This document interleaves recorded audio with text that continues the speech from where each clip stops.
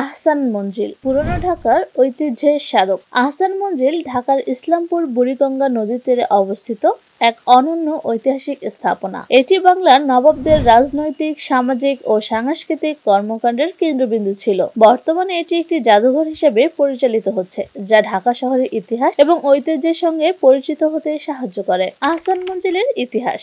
আহসান মঞ্জিল বাংলার গৌরবময় ইতিহাস ও নবাবী ঐতিহ্যের সংমিশ্রণে টিকে থাকা এক সমৃদ্ধশালা। অষ্টাদশ শতাব্দীর মাঝামাঝি সময়ে জমিদার শেখ ইনায়েত উল্লাহ আহসান মঞ্জিলের বর্তমান স্থানে রংমহল নামে একটি প্রমোদ ভবন তৈরি করেন। পরবর্তীতে তার পুত্র শেখ মতিউল্লাহ রহমহলকে ফরাসি বণিকদের কাছে বিক্রি করে দেন। 1830 সালে নবাব আব্দুল গনির পিতা খাজা আলিমুল্লাহ এটি কিনে নেন। 1859 সালে নবাব আব্দুল গনি সেখানে প্রাসাদ নির্মাণ শুরু করেন। দীর্ঘ 13 বছর লেগেছিল প্রাসাদটি নির্মাণ করতে। তিনি তার প্রিয় পুত্র খাজা আহসানুল্লাহর নাম অনুসারে এর নামকরণ করেন আহসান মঞ্জিল। একসময় ঢাকা শহরের সবচেয়ে উঁচু গম্বুজ ছিল আহসান মঞ্জিলের প্রাসাদের ছাদের উপরে সুন্দর গম্বুজটি। দোতলা এ ভবনের বারান্দা ও মেঝে তৈরি করা হয়েছে মার্বেল পাথর দিয়ে। আহসান মঞ্জিলকে ঢাকা শহরের প্রথম ইট পাথরের তৈরি স্থাপত্য নিদর্শন হিসাবে মনে করা হয়। আহসান মঞ্জিল কিভাবে যাবেন? ঢাকার সদরঘাটগামী যে কোনো বাসে উঠে